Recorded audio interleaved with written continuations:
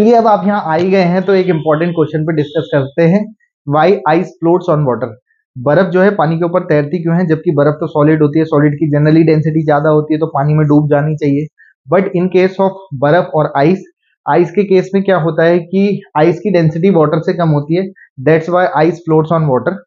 तो डेंसिटी कम क्यों है आइस की, जबकि सॉलिड की डेंसिटी तो लिक्विड से ज्यादा होती है और जबकि बर्फ तो सॉलिड है। तो एक्चुअली में होता क्या है कि बर्फ आइस, सॉलिड आइस का स्ट्रक्चर जो होता है वो आपको इस तरीके का स्ट्रक्चर दिखाई दे रहा होगा सामने पे। तो जब इसका स्ट्रक्चर कुछ इस ढंग का होता है आइस का, तो आइस में काफी ज्यादा हाइड्रोजन बॉन्डिंग की वजह से यहाँ पर काफी सारी वैकेंट साइट्स बन जाती है, वैकेंट कैविटीज बन जाती हैं ड्यू टू हाइड्रोजन बॉन्डिंग। तो हाइड्रोजन बॉन्डिंग के कारण इनका स्ट्रक्चर कुछ इस ढंग का होता है, जिसकी वजह से इसमें वैकेंट साइड होती है। वैकेंट साइड होने की वजह से इनकी काफी सारी जगहें खोखली खाली पड़ी होती है, वैकेंसी रहती है। दैट्स वाई इनकी डेंसिटी कम होती है और इसलिए पानी के ऊपर तैरती है। दूसरा क्वेश्चन इसी से रिलेटेड ये पूछा जाता है कि water has maximum density at 4 degree centigrade. Water की मैक्सिमम डेंसिटी 4 डिग्री सेंटीग्रेड पर होती है, क्यों?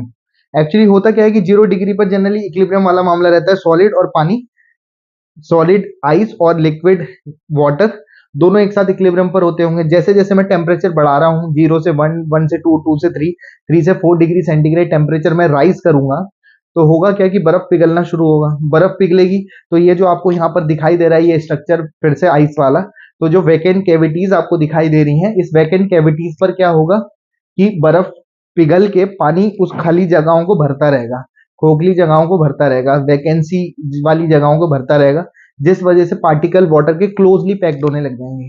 क्लोजली पैक होने से क्या होगा कि डेंसिटी बढ़ जाएगी। लेकिन अगर डेंसिटी बहुत ज्यादा मात्रा में बढ़ जाए, 0 से 4 डिग्री तक ये सारी खाली खोखली जगहें भर जाती है। 4 डिग्री से ज्यादा टेम्परेचर बढ़ा है तो बर्फ पूरी तरीके से पिघल के पानी बनाने लग जाएगी, जिसकी वजह से होगा क्या, 4 डिग्री सेंटीग्रेड के बाद क्या होगा कि आपका बर्फ पूरी तरीके से पिघल के वॉल्यूम बढ़ाएगी। और डेंसिटी का फॉर्मूला आपको पता है, density equal to mass per unit volume होता है। तो जैसे जैसे वॉल्यूम बढ़ेगा तो वॉल्यूम बढ़ने के साथ साथ डेंसिटी हमारी कम होने लग जाएगी। इसलिए 4 डिग्री सेंटीग्रेड टेम्परेचर पर ही ऑब्जर्व किया जाता है कि वाटर की डेंसिटी मैक्सिमम होती है। सो होप मजा आया होगा। बाकी फिलहाल जी लो अपनी जिंदगी, नेक्स्ट वीडियो में पियेंगे खून। Have a good day, goodbye, good night, शुभ रात्रि। Thank you so much.